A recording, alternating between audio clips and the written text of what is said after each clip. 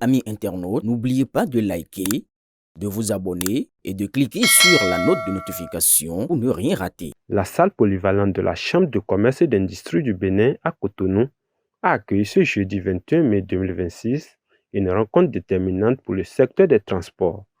Les autorités béninoises en charge des transports ont procédé au lancement de la phase pilote de la lettre de voiture internationale électronique, une initiative qui s'inscrit dans le renforcement des échanges commerciaux ainsi que dans la modernisation des procédures de transport et de transit. La présente cérémonie revêt une importance toute particulière et ne saurait être réduite à un simple aboutissement technique dans le processus de déploiement d'une solution numérique. Il s'inscrit, au contraire, dans une démarche méthodique de retour d'expérience relative à une phase déterminante du projet SIGFR. L'étape que nous franchissons aujourd'hui est le fruit d'un important travail préparatoire mené avec rigueur et détermination. La phase expérimentale qui démarre ce jour s'étendra sur une période de 3 mois pour tous les acteurs portuaires.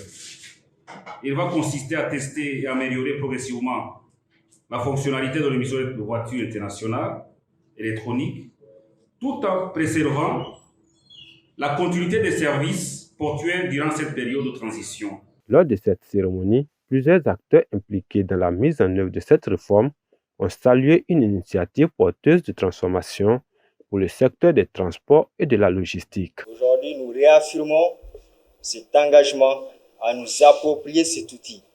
Parce que c'est une réforme et un outil qui vont permettre au transport routier de passer un cap, carrément de changer de dimension, à l'image du pays tout entier. Et c'est pour le bien de tous les acteurs. C'est extraordinaire.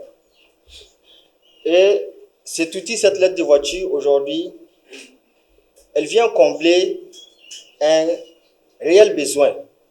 C'est un besoin de traçabilité complète de A à Z, de A à Z, du point de déchargement au point de destination finale.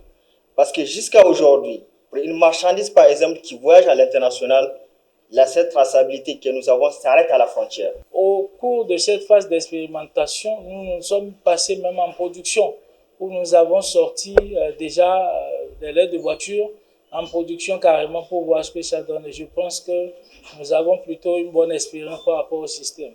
On va plutôt inviter tous les acteurs, notamment la communauté des transporteurs, à davantage contribuer au succès de ce projet qui, nous le pensons au groupe OMA, promeut la digitalisation au niveau du transport routier au Bénin et également la transparence. Le ministre du Cadre de vie et des Transports, par l'intermédiaire de son représentant, a également salué une initiative appelée à faire bouger les lignes, aussi bien au Bénin que dans la sous-région. L'événement qui nous réunit ce jour marque un tournant décisif dans la mise en œuvre des réformes de l'État visant la modernisation du sous-secteur du transport routier qui est inscrit au PAG2.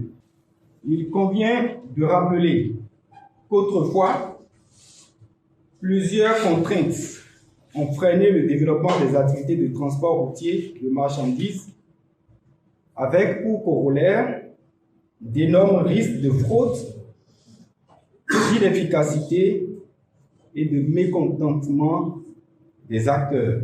Le gouvernement, à travers l'Agence nationale des transports terrestres, a mis en place le système électronique de gestion du fret, qui vise essentiellement la professionnalisation du métier de transporteur routier.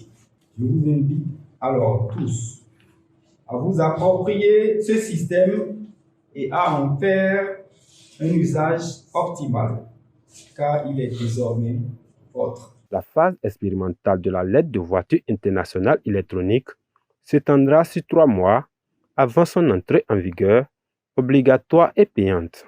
Cette cérémonie de lancement, qui a réuni acteurs institutionnels, professionnels des transports et de la logistique, ainsi que plusieurs partenaires techniques, marque une étape importante dans la modernisation du secteur des transports au Bénin. Elle ouvre la voie à une nouvelle dynamique de facilitation des échanges commerciaux.